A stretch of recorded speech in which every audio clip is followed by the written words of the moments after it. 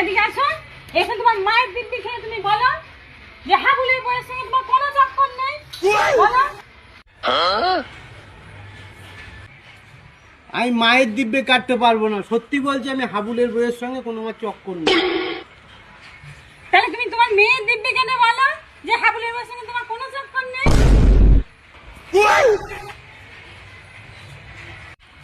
না, আমি মেয়ের দিব্যেও কাটতে পারবো না, আমি সত্যি বলছি আমার হাবুলের বইয়ের সঙ্গে কোনো সম্পর্ক নেই।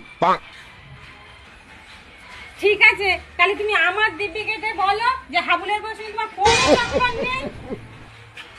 ঠিক আছে, তোমার দিব্যিকে বলছি আমার হাবুলের বইয়ের সঙ্গে কোনো আমার চক্কর নেই। ও, তুমি তোমার মায়ের দিব্যিকে বললে না, তোমার মেয়ের দিব্যিকে বললে না, তুমি আমার দিব্যিকে মিথ্যা কথা বললে না। তোমার আমার প্রতি কোনো মায়া দয়া নেই, তুমি আমায় একটুও ভালোবাসো না। তার মানে সত্যি তুমি হাবুলের বউয়ের সঙ্গে তোমার চক্কর আছে। আরে সেটা কথা নয়, মার মেয়ে চলে গেলে তো আর পাবো না, বউ চলে গেলে আর একটা আমি বিয়ে করতে পারবো।